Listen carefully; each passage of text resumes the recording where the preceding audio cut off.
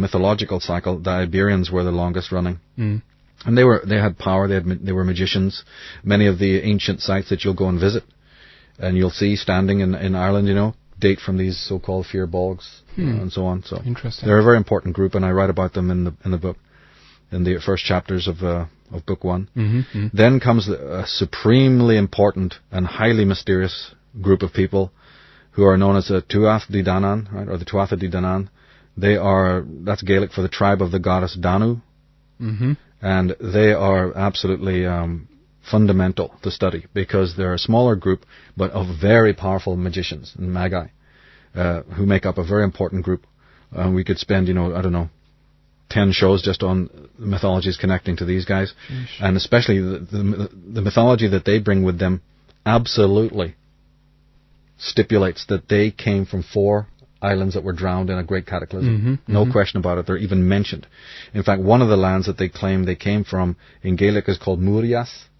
All right. Mm-hmm. Which, if you add an L to the beginning of that word, L apostrophe, you get Lemurias, right? Or Lemuria. Yeah. So, we're looking into the most ancient of all mythologies, of the most ancient cultures on earth. And there, within the word roots, you see, within the philology, is confirmation that there were not just one drowned island, but many. Many. And one of them is Muria, which is the motherland. And many people came from these drowned islands in different survivors. ways. Yeah. And the Tuatha Dé Danann especially are, tremendously endowed spiritually. And they make up what would be considered in all Irish mythology and all Irish history, when Irish people are talking about the gods, that's who they're talking about. They're talking about this group known as the Tuatha Dé Danann, the great magi, who were tall and blonde and blue-eyed, you see, very similar to what the people on the west side, in the Americas talk about as the survivors of these great cataclysms, the men of wisdom who came, you see. So this is an important group. Then they were supplanted by a group called the Milesians, or the children of Mil, King Mil. It's just like our word for mile, M-I-L-E, or M-I-L. Mm-hmm. And these are basically the mortals. In the historical cycle, these are considered the mortals. And this group is very important in my work, because I have tied these people back to the Atenists.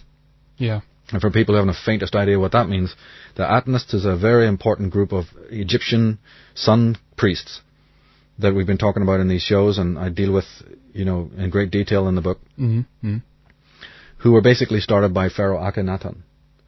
And again, most people think that this chap was, just the greatest thing that Egypt ever produced, and that he was the grandfather of monotheism, that he is basically the Christ before the Christ, the Moses before the Moses. Not even the Moses before the Moses. There's many authors out there who think he was Moses. Yeah, that's right. I do. I believe he was Moses. Sigmund Freud thought that Moses was definitely involved with the court of Akhenaten. Mm-hmm. Ralph Ellis believes that Moses may have been the brother of Akhenaten, you see. Mm. And I speculate that he was Akhenaten. Mm. No doubt about it. That he either was Akhenaten, or he was undoubtedly a very, very senior lieutenant, general, minister of Atenism, which is the worship of one god, the worship of the sun god. But the thing we have to clear up, though, is that these guys had major rivals in Egypt. The Atenists were not sun worshippers. They were sort of a distorted form of sun worship, because sun worship had been going on in Egypt for millennia. Yeah. We can date sun worship back to 3,000 years BC, and I think that's a preposterous date to start Egypt. If you listen to people like John Anthony West and his mentor Swallow the Lubitsch, you're talking about going back 18,000 years, 25,000 years, dating the Sphinx and what have you. So if this is to be believed, and I believe it's true, then going back at least 18,000 years, and still that is conservative, sun worship is going. The first sun temples are in Saqqara and in what would be called Upper Egypt, closer to Nubia, closer to Sudan. Mm-hmm. And the mountains of Sudan were considered so spiritual, so mystical. And the reason is because that's where the Nile comes from.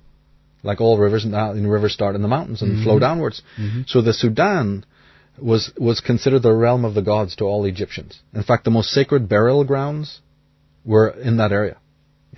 Passing through Nubia, where the Nile started to rise, where the Nile began, there's mountainous areas there. And of course, this was all flooded in more recent times. The government of Egypt, with British help, of course, these areas have all been flooded. So all of these graves and tombs, you see, and all their contents have been purposely flooded so that we won't know what's going on. But you see, one archaeologist, I think his name was Davies, he got in there just as the Aswan Dam was going to be flooded, and he tried to excavate some of these tombs. You know, the information is in my book. And what does he find but blonde Caucasian? How about that? Yeah, beings that were unbelievably sophisticated. And going by the relics that he discovered, he was absolutely convinced in his mind that these people were the builders of the pyramid. Just from looking at the technology. So pre-dynastic corpses were found in these reaches of the Upper Nile. What's actually called Upper Egypt, you see. And they were all Caucasians, Western, blue-eyed, tall men, the same kind of skeletons that have been found in as far as China, you know, and now New Zealand. The same beings. And he referred to them, realizing that the books of Egypt speak about these people as being the Shamsu Hor, or the disciples of Horus. And I've got a chapter in the book called The Disciples of Horus, which goes into all of these incredible finds. But to cut a long story short, the connections here to the ancient times, solar worship had been going on for a long, long time. Atonism began in the 18th dynasty, which is incredibly late. You know, and okay, just because a lot of TV shows and a lot of books focus on Akhenaten in the 18th dynasty, don't ever for a minute think that that's all there is to Egypt. In fact, to be quite serious with you, that was a kind of a late phenomena. It was also a very warped phenomena, because it was solar worship of a specific kind. I actually call it the dark side of the sun, worship of the dark side of the sun. But more importantly is that this Akhenaten, he and his Atonists were finally expelled from Egypt after about the 17th year of his despotic, tyrannical reign. He was a megalomaniac in my eyes. Finally, Egypt just got fed up with him. And this is the most tolerant civilization on earth. Finally just couldn't take it anymore. You see, a certain general called Hiram-Heb had to, you know, stand up and do the unthinkable, which is seize the throne for him. So something was considered unthinkable because the pharaoh was a god. So to usurp the god wasn't something that Egyptians just did as a matter of course. It wasn't like over here where you just, you know, every 5 minutes there's some scandal, you know. There it was like, you know, you're usurping the god of Egypt, the man who's the embodiment of the gods. So you can imagine to what lengths these people of Egypt have been pushed in order to get rid of Akhenaten and his Atonists and restore what is known as Amonism. Right? Or the Amonist priests, who the Atonists always had rivalry with. And Amen is like the word we say at the end of the prayers, Amen, Amen Ra, right? Well, the Amonists had been from 25,000 years, but, you know, 18,000 years. They're the oldest group. And the god Amen Ra was worshipped, you know, for millennia. For millennia. Now, whether you know, I'm not going to get into who was good, who was bad, you know. In my eyes, the Atonists were the ones who had the problems. But I leave that to people's own, you know, research. The most important thing to realize is that these Atonists, during the time that they had risen in Egypt, were very, very friendly with Cretans. Okay? Because the Atonists that we're talking about were actually, majority of them were known as the Hyksos pharaohs of Egypt. Right? There's no question about this. People have not identified Akhenaten and his, you know, fathers as Hyksos, but in my mind, I think they are. And Ralph Ellis has gone a long way to show that this, in fact, could be true. He doesn't say it as clearly either, but he's saying that this kind of solar worship that we're talking about seems to have arisen amongst the Hyksos pharaohs of Egypt. These characters, these Hyksos, and I also believe Akhenaten and his gang, were very, very, you know, in with the Cretans, who are the Minoan civilization. Also the Amorites of Babylon, I think, had strong connections. And I'm talking about mercantile connections, business, trade, you know, art, possibly ideology, possibly belief, you know what I mean? And then also they had connections with a very, very important group that, again, we'll introduce to people if they've never heard of it, you know, and maybe we can add some links, you know, to these groups. That was the Scythians or the Scythians. Very interesting group. Very important group in history. The Scythians are basically Celts. So everyone's heard of the Celts. Well, a very important European group of the Celts was known as the Scythians, and these are the famous horsemen, the bowmen, you know, ferocious warriors, highly civilized, cultured, etc. Well, so when Akhenaten, to tie all this together, when Akhenaten and his gang are thrown out, they take refuge amongst their colleagues, these friends of theirs, the Cretans, the Greeks even. Do you know that? That in Athens, in fact, the word Athens comes from the word Aton, very similar. or Atonism. That's right. Because one of the major pharaohs, who was also chucked out of Egypt, ended up there and converted a lot of the elite of Athens to his cause. So we're talking about the movement and development of Athenism.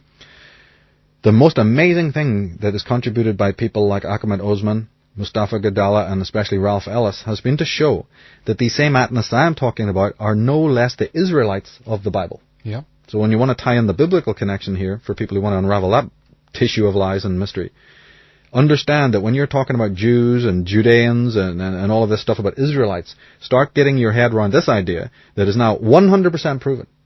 We're not talking about any shadowy, alternative history here. We're talking about the facts, which is corroborated by some of the senior Jewish scholars. Okay. It was corroborated by Sigmund Freud. It was corroborated by Immanuel Velikovsky. Okay, we're talking about, and many more besides, that these same Hyksos, Athenistic exiles were in fact the Israelites. Not that the Jews of today, and not that the Pope, and not that the people in authority today ever want you to know that. Yeah. But we are now living in the age of awakening, as you said in the preview, right, of this show. Yeah. We are now living in the age of awakening in which, this wonderful Athenistic sunlight that they love. Hey, how do you feel, buddy, if we turn it on you?